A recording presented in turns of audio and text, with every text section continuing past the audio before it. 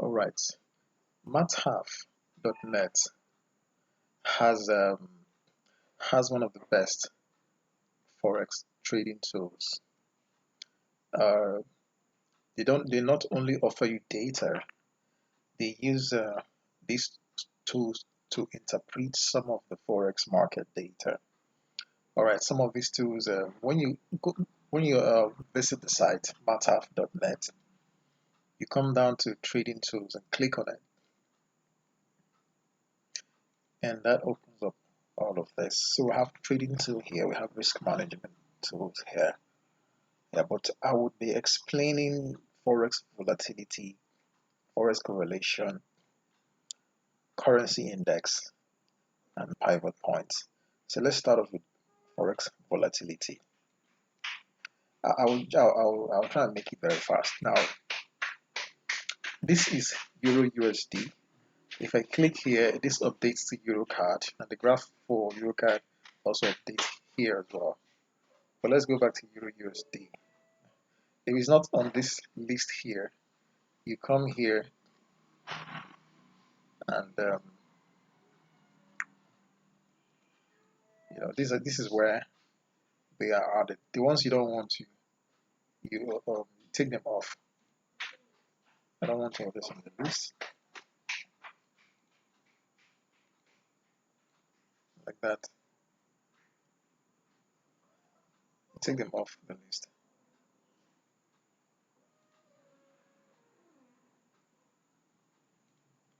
That's how you take them off the list.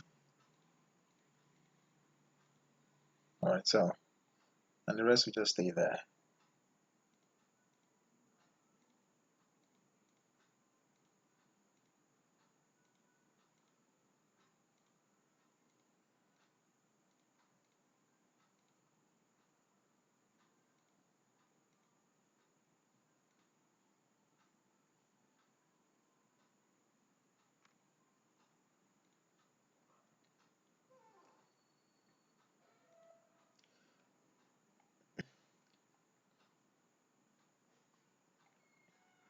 Now let's put it back on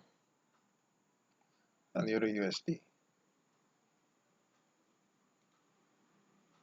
is back in Euro USD. Now this is the volatility in pips for Euro USD per hour. Now this color means that currently the time is 7:25, so this is 7 o'clock graph, which is why it's different from the other. Yeah, so but this long graph means this is the point, this is the hour of the day, which is around 2 p.m. that we expect volatility, meaning that we expect pool of buyers or sellers. So we expect high liquidity pool by 2 p.m. based on what this graph is saying on for this pair on by social time. Now for the same pair, what day of the week is it highly volatile? Today is Monday, that's why it's showing this. And you can see apparently on Tuesday and Thursday. Tuesday tomorrow we expect high volatility, and of course on Thursday we expect high volatility as well. So this informs your decision on whether to set up for liquidity pool. So you're setting up confidence to cash in on liquidity pool. You probably want to do that for Tuesday and on Thursday and look out for your setup being triggered. Same thing here. If you're looking out for to set up confidence to catch a liquidity pool in the market, you want to do that around before 2. And once it's 2, you expect to see the market makes its way to your confidence, and then you expect to start to see pools either pump or market dump, as the case may be. So that's that for volatility. Now for correlation, when you have done all your analysis, yeah, you've gone through verifying what other forex analysts are saying about a pair. You go to currency, strength meter, volume, and all of that, and you've done all your analysis, both on both technical analysis and fundamental analysis, and of course maybe sentiment analysis. You've done all of that, and you're in on a buy trade for euro. Based on your analysis, you went in and you bought, and you're currently in the market. Now, correlation by correlation, what correlation means that there are other currency pairs that behave in similar with this Euro USD. Those are said to correlate with Euro USD positively. So if any pair correlates with the USD positive based on what we have on this table, If I put it on an hourly, this is 4, daily 4, an hour. Let's put it here. We want to know the currency that correlates positively with the USD, so we can also get in on a buy on that currency without going through analysis. That is what correlation does for you. But now let's go through some conditions. Now, if the correlation is high, above 80 and positive, then the currencies move in the same direction. Now, if there's a currency that is, if you look at this table, next it said above 80. This is above 80 and positive. It's positive because this is negative, so it's positive. And now we are on a buy trade for Euro USD. So if you trace this here, this is Euro NZD. It means you should go ahead and buy for Euro NZD. It means you should go ahead and buy for AUD NZD. It means you should go ahead and buy for AUD CHF because they are above 80 and they are positive for Euro USD here like this. So if you open up Euro USD here, you can see that this is an upward movement. Okay, let's see what happens for, let's see what obtains for Euro NZD. Euro NZD.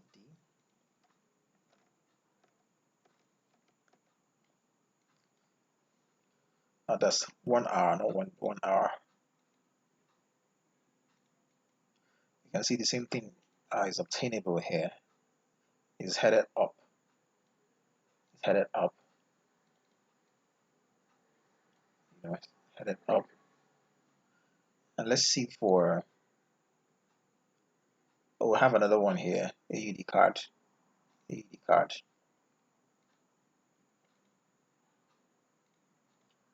AUD card.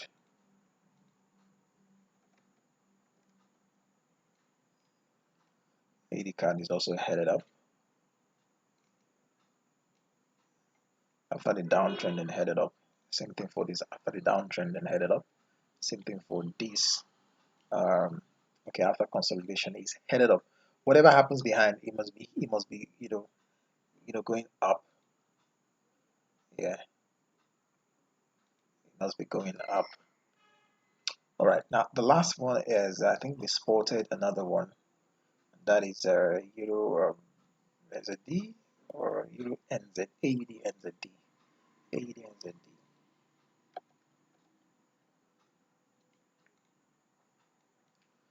That is also headed up as well. In fact, AUD NZD is almost same thing as perfect correlation with this UNZD. So if you're on a buy trade for this, you just go ahead and place a buy for all these other ones. That's how it works.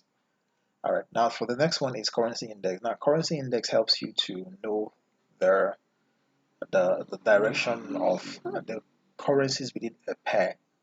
In the Euro USD pair, the USD has a direction, USD has a direction. Now based on some set of rules, you can determine the direction of that pair, overall direction.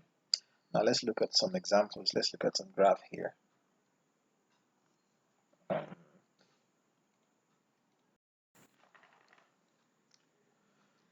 okay, so this is it. This is it. This is currency index. So let's look at Euro index. This is Euro index. You can see from the graph information here. It's moving up. This is August.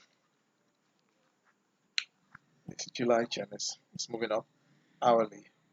Let's put it on. This is hourly. Yeah. So okay, let's leave it on an hourly. Now this is the Euro index. What about the USD index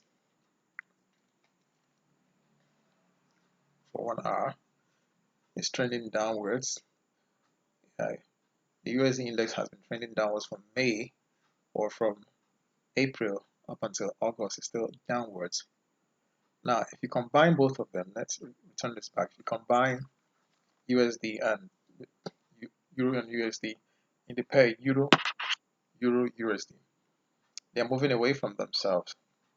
Now, let's see the conditions that informs the direction, that informs or that gives an insight on the direction of the Euro USD as a pair. See, this is a condition. The Euro USD may rise, may go up if the dollar falls, the dollar index, if it falls and euro rises. Now, this is a dollar. The red one is a dollar. It's falling and euro rises. Now, if this is what is the index is showing, then you would know that the Euro USD, you should be buying. Yeah, so if you come to dollar index, Euro index, the Euro is going up and the USD is going down, then you should buy in that pair. So if you're looking to trade for AUD NZD as well, you check for index, AUD index, AUD index is headed up, maybe AUD USD headed down. So in this pair, you buy AUD should be going up in that pair. Yeah, and that is what you should obtain. AUD USD should be going up exactly. That's what you should obtain. That's how it works basically. So there are other rules. If the dollar falls and the euro stagnates, then the euro dollars will rise, may rise. Or if the euro rises and the dollar stagnates, it may rise. Or even if the euro rises and the dollar rises less strongly, it may rise as well. Now, the result of each of these configurations is a rise in the euro USD. Now, the most interesting trend will be when the euro and the dollar are in opposite trends. Because in this case, the movement of the currency pair will be created by the combined variation of the two currencies. That's it. Of course, there's a formula for how it's calculated, but you don't need all of that. And lastly, let's look at pivot points.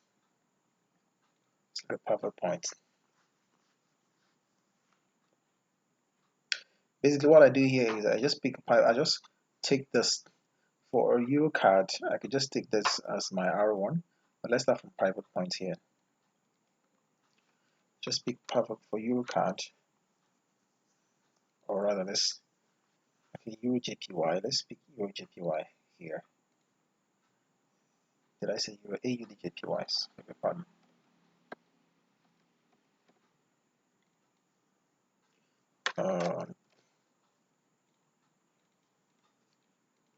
Pivot point, I had copied that already, so I'll just paste it there.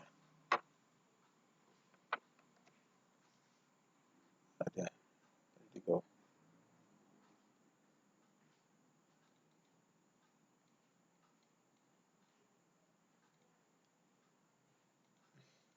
Anyway, let's work with something else. Let's see euro card, AUD card. The pivot point is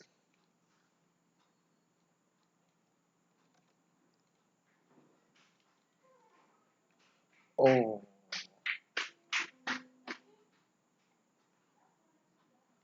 Let's go back to AUD JPY. AUD JPY. I think I understand my mistake there. I'm supposed to carry this, not the other one.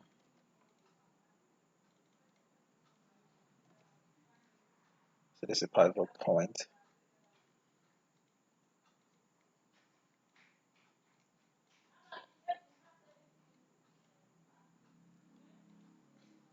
That's the pivot point. And that's central point. Now for the arrow one, let's find the arrow one there. You really see the importance of this thing. You appreciate it. Let's pick for support as well. Let's indicate that with red. Let's indicate this pivot point with a blue color. Okay, that's support one. What about the other one? Let's do for support 2 and maybe resistance 2 as well.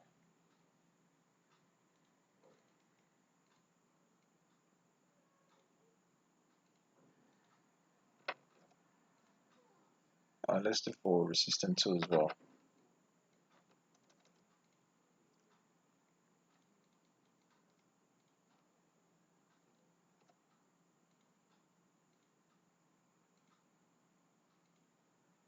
All right, now this is really important because if you want to establish you want to cash in on, if you want to set up for confluence. Confluence is, of course, it's where your trend line um, and resistance or support where they meet. Of course, we have been able to connect 1, 2, 3 touch, so we expect a third touch pretty soon. But as much as we're expecting that, we're also trusting that there will be a confluence at this point. This is a confluence actually of resistance and trend line. So we expect that the price moves away, breaks out of this, and of course pulls back, but pulls back on this area. Then we expect liquidity pool of buyers to step in and boom, you know, ride the market up. So that is how that works.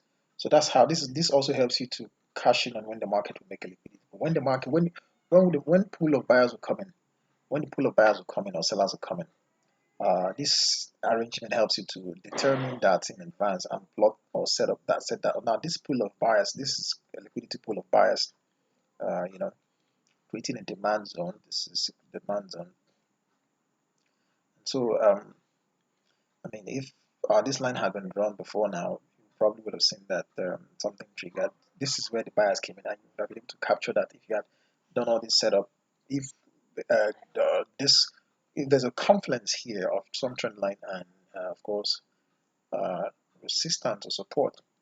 That's by the way. So this is just how it works, and this is why it's relevant. This is why this place is relevant. If you are finding it very hard to identify your resistance and support points, yeah, you just come here and pick all these various points and plot them there, and then expect the market to react within this region. All right, so that's how it works. Okay. Of course, if you have any questions, or you can always ask, and we'll answer that.